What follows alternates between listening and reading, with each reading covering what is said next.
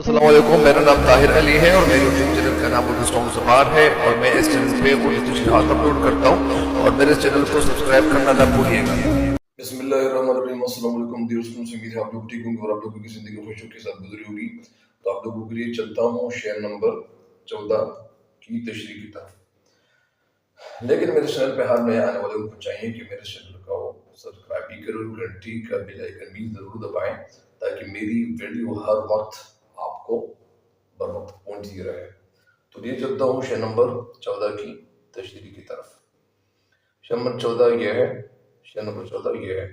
इसे तैमूर ने रोंदा, इसे बाबर ने ठुकराया, मगर इस खाक की आली वकारी में न फर्क आया।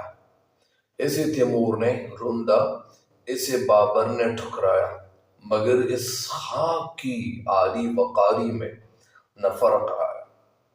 तैमूर बादशाह गुजरे हैं, रोंदा का मतलब यानी पायमाल करना। बाबर भी बादशाह गुजरे हैं, बादशाह गुजरे। ठुकराया मतलब यानी अपने पाँव से कुचल डालना।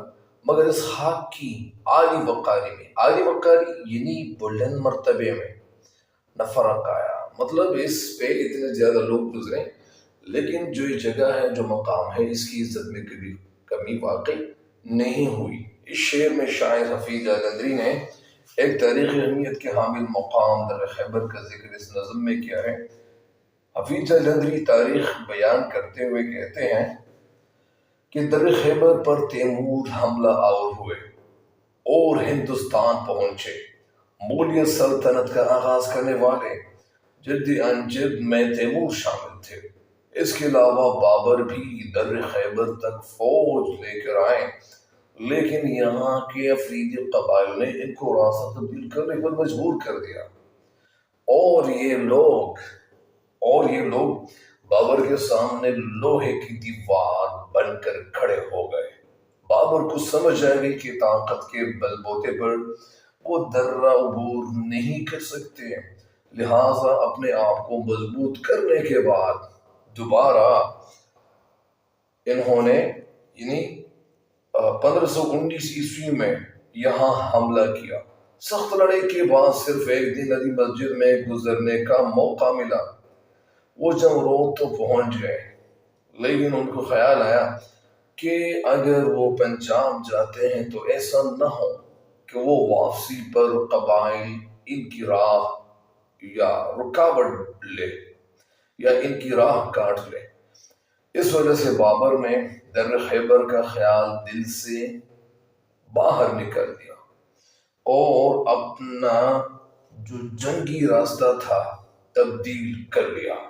शायर कहते हैं कि एक हुक्मरान यहाँ कामयाब हुआ तो दूसरा नाकाम, लेकिन इस जगह की शान शौकत में जरा कमी नहीं हुई। ये जगह अपनी मिसाल आप है।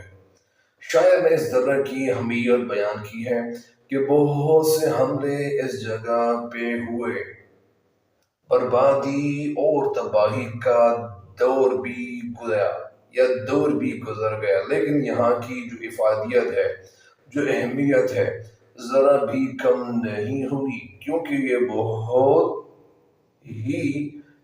बहुत सी कौमों, तहजीबों और मज़ाहिब की यादगार या अमाजगाह और एक अहम तिजारती गुजरगाह है। इसी अहमियत की बिना पर बहुत से हाकिमीन इसको फतह करना चाहते थे। बहरहाल या अलगरज शायर ने दर्रे की अहमियत पर ये शेर कलमबंद किया है। तो उम्मीद है कि इंशाल्लाह आप इस शेर की तशरीह से फायदा जरूर उठाएंगे। लेकिन मेरे चैनल पे हर नए आने वाले उनको चाहिए कि सब चैनल को सब्सक्राइब भी करें ताकि मेरी हर वीडियो आपको बर वक्त पहुंचती रहे। तो कहने का मकसद ये है कि ये जो तशरीह है, तो इस तशरीह में यानी ये जो दर खैबर है, इस मकाम का जो इम्पोर्टेंस है वो बताया गया है, बयान किया गया है कि ये जगह बड़ी अहमियत के हामिल थी। इसलिए हर हुक्मरान ये चाहता था कि यहाँ पे हमलावर हुए या हमलावर हो जाए। तो इस शेर की तशरीह मुकम्मल हो गई है। मुझे अपनी खुशूम दुआ में याद रखिएगा। तब तक के लिए मुझे दीजिएगा इजाजत। अल्लाह निगहबान।